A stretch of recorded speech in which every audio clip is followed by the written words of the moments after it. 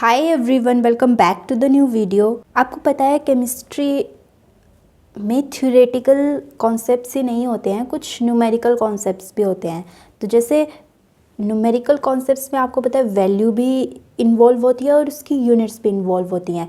जैसे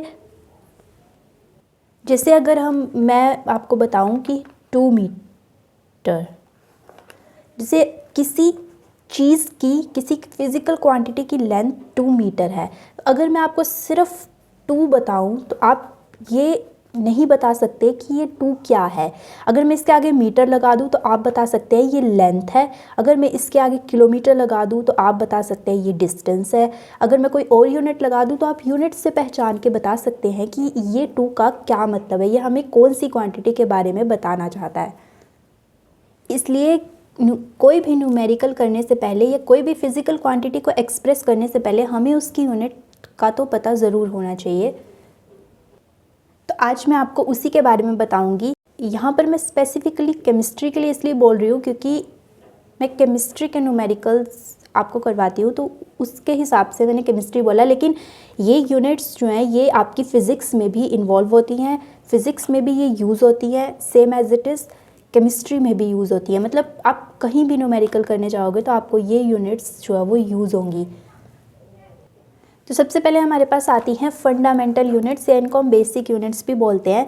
तो वो होती हैं those units which can neither be derived from one another not they can be further resolve into any other unit. मतलब ये यूनिट ना तो किसी से डिराइव की जाती है और ना ही ये किसी और यूनिट में चेंज हो सकती हैं। तो उनको हम फंडामेंटल यूनिट्स बोलते हैं या बेसिक यूनिट बोलते हैं। जैसे मास, लेंथ एंड टाइम, ये हम ना चेंज कर सकते हैं ना हम इसको किसी और यूनिट में कन्वर्ट कर सकते हैं। अब यूनिट्स के कुछ सिस्टम्स भी आते हैं, जैसे आप लोगों ने सुना होगा mainly SI system, CGS system and all, ऐसे सिस्टम्स भी आते हैं। तो सबसे पहले सीजीएस सिस्टम, जिसमें सेंटीमीटर, ग्राम एंड सेकंड का यूज़ होता है।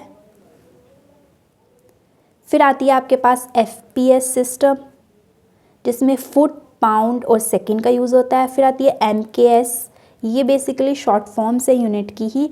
एमकेएस में मीटर यानी कि लेंथ, किलोग्राम यानी कि मास एंड सेकंड यानी कि टाइम, तो ये इन्वॉल्व होता है। और नेक्स्ट जो हमारे पास सबसे इम्पोर्टेंट है वो है एसआई यूनिट। एसआई यूनिट की फुल फॉर्म होती है सिस्टम इंटरनेशनल डी यूनिट, और ये मोस्ट कॉमन सिस्टम है यूनिट्स को मेजर करने का।